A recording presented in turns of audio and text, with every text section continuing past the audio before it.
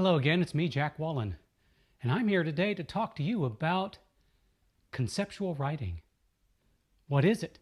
Why use it? Well, I'm going to explain it to you. First, when you think about writing, you probably think of two different styles of writing or two different methods of writing. Pantsing and plotting. What are these? Well, plotting is when you use extensive notes and outlines to plan your novel. Pantsing, on the other hand, is just writing by the seat of your pants. I've been a pantser for a very long time, but I will add this, that I am a conceptual pantser. Fancy lingo there, right? So what is conceptual writing? Well, I'm going to explain this to you by way of a couple of different mediums. Okay? You probably have a favorite band, right? Mine just happens to be Rush. Well, Rush has written a few conceptual albums. 2112 and Clockwork Angels. They're both conceptual albums or concept albums. What does that mean? Well, what that means is that the albums, all of the songs in the albums tell a story. That's right, they all tell a story. That's kind of how it works within music. The next art form I'm going to talk about is theater, which is, quite near and dear to my heart. Theater is very fond of concept, and I have worked in a number of productions where concept has taken a front seat. And I'm going to give you an example of that, a very, very good example that was quite wonderful. Back in the late 90s, I did a production of Midsummer Night's Dream at Colorado Shakespeare Festival, directed by the absolutely marvelous Joel Fink. The first day of rehearsal, Joel comes in with the cast sitting in front of him, and he says, I have a concept for this show. And the concept for this show is a 1950s dream. We all thought, okay, that sounds really cool. And then he said something that really kind of blew everybody's mind away. He said, I want each and every one of you to find an archetype that represents your character, a 50s archetype that represents your character. Okay, now we're going somewhere. So we did the first reading as usual without really thinking about the concept because we hadn't had time to think about our archetypes. And then he sent us home and he said, bring your archetype in for tomorrow's rehearsal. It didn't take me long at all. Actually, on the way home from rehearsal, I knew my archetype. I knew it. There was only one archetype for the role I was playing, which was Puck, when the show was set in the 50s. So the next day, we all came back. We gathered in the rehearsal room, and the director said, okay, let's talk about your archetypes. And when it came to me, I said, my archetype for Puck is the Fonz. It was perfect. 1950s dream, the Fonz. Then he gave me the okay. Gave me the okay. And from there, everything started happening.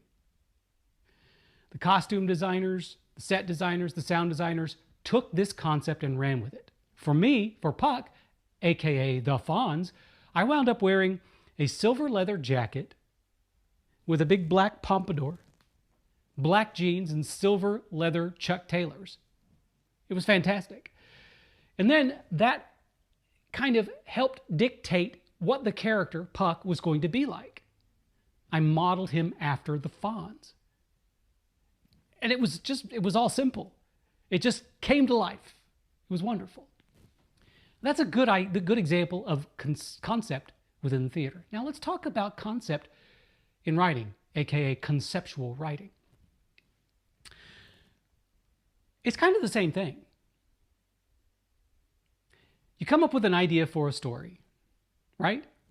And usually when I do that, I write a single paragraph that describes what the story is, and I put it in my to be written file. And it lives there for a while, because usually I come up with these ideas while I'm in the middle of writing another book. And like I said, it just lives there without any life. There's no life to it at that point.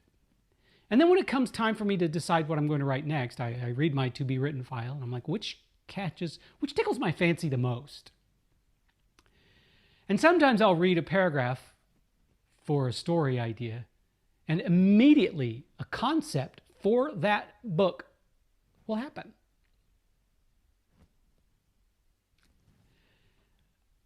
And once the concept happens, the story really just writes itself. But more than that, the story becomes a conceptual whole.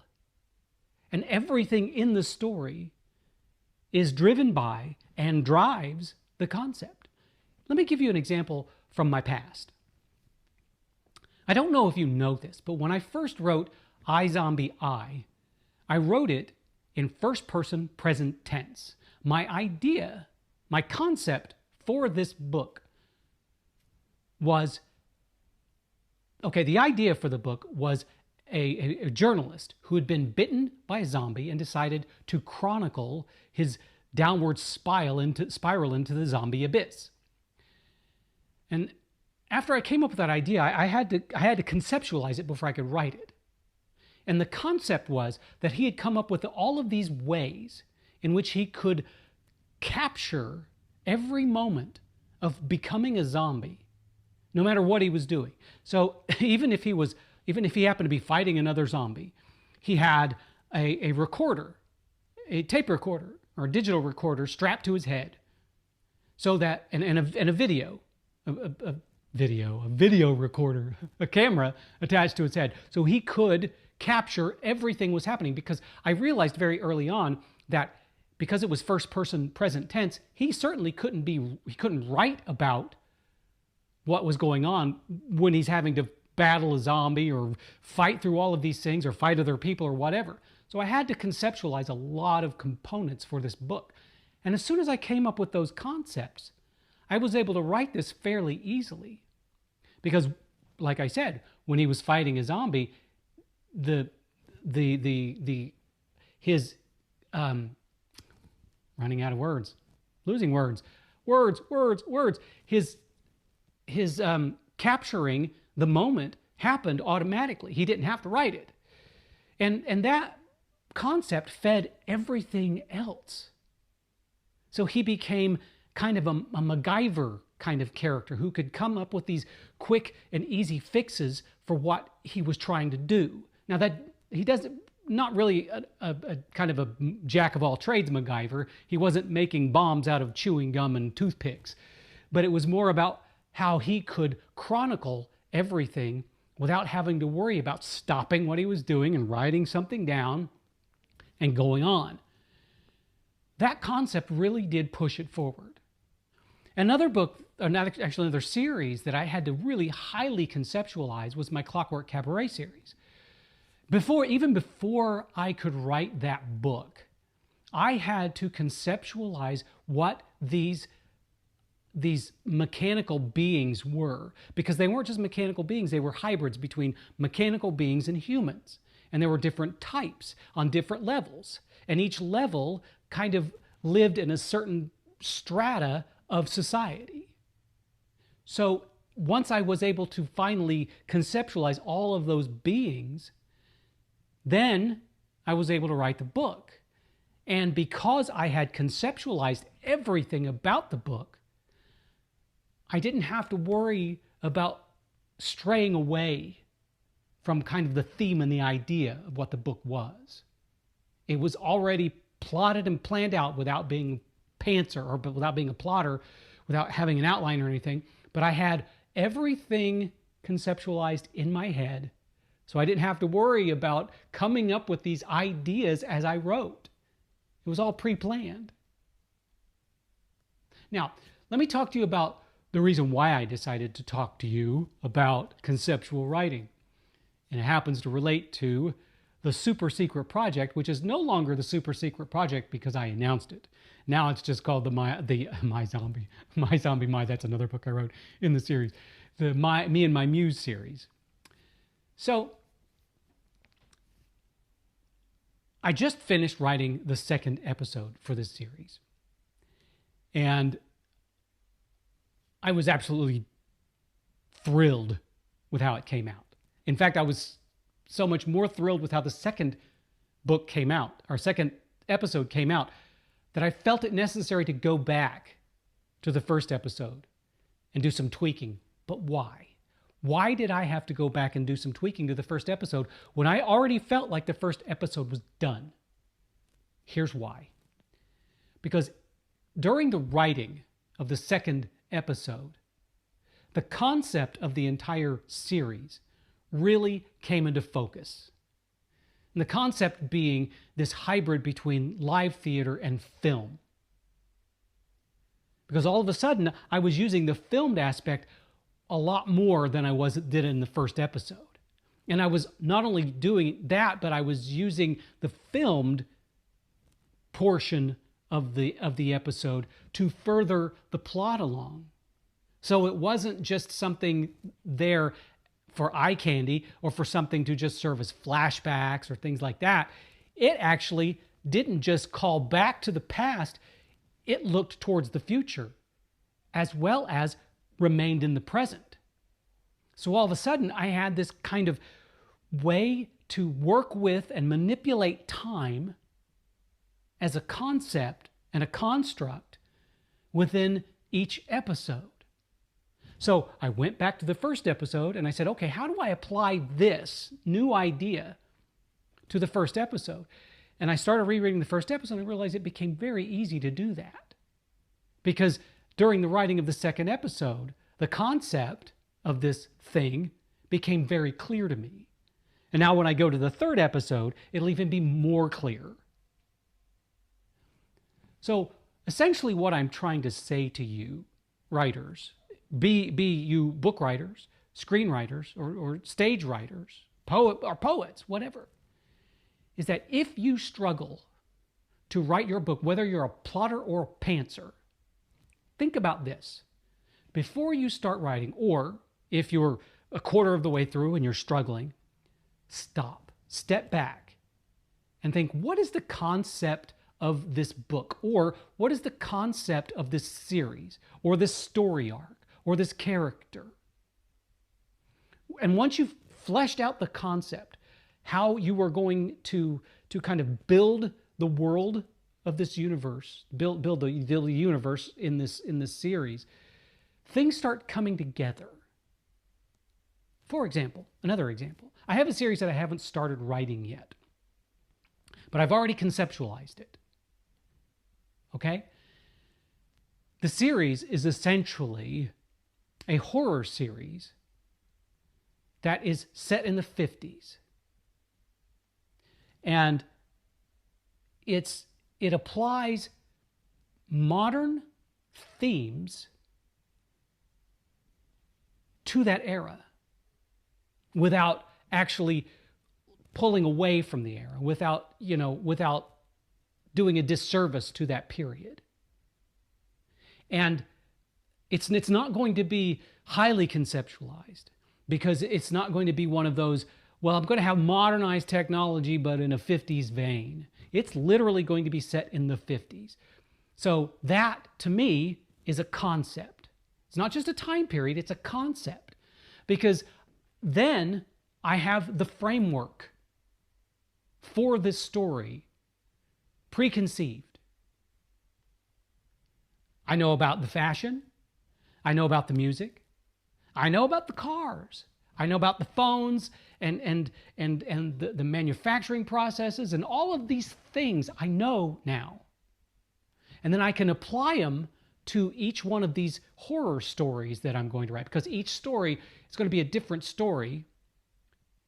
The through line for this series will be that it's set in the 50s. And that really excites me. Not just I don't romanticize that period, because I know what that period was like, because I wasn't born in the 50s. I was born I was born sometime. But my father was a big fan of the 50s. He always used to sing 50s songs to me. Little Darling was one of his favorites. And he used to sing that to me when I was a little baby and a little kid. I got the biggest kick out of it. And so I'm not romanticizing that period, but I'm drawn to it. And now that I have, like I said, I have the framework for that concept, the stories will write themselves. Or at least the world, because the world is pre-built for me, I don't have to worry about inventing things. Like I did with the Clockwork Cabaret series, where I had to invent all of these crazy things. But everything I invented, every character I created, melded, gelled with the concept. And that, I think, is the beauty of conceptual writing. Because what it does, like I've been using the word framework a lot, but that's what it does. It's kind of like if you're a programmer. If you're a programmer, you know that you use libraries and frameworks so you don't have to kind of reinvent the wheel all the time. That you can import NumPy into Python, and you've got all the things that came along with NumPy, and you don't have to rewrite them yourself.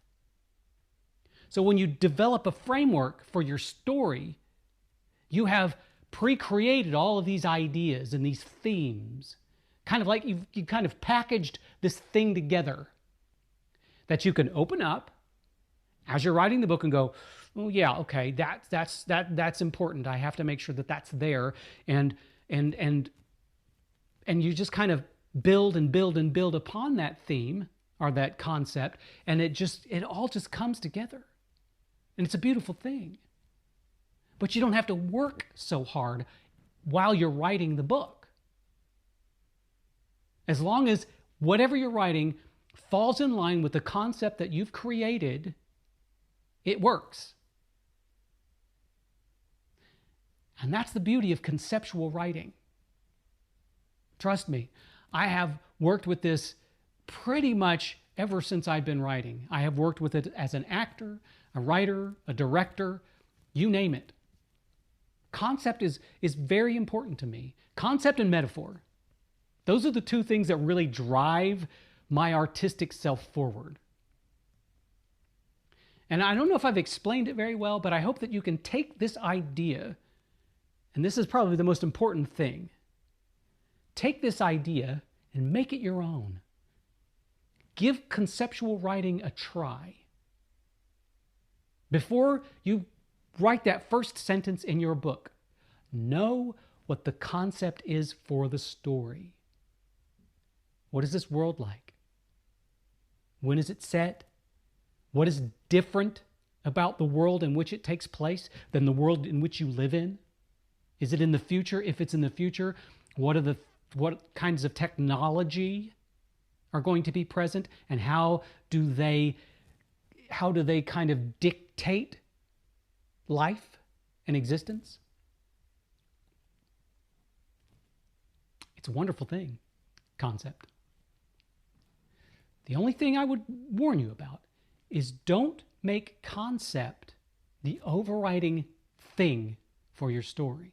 You still have to have a good story, which involves characters, character relationships, and story arc, and tension, and inciting incidents, and climaxes, and denouement.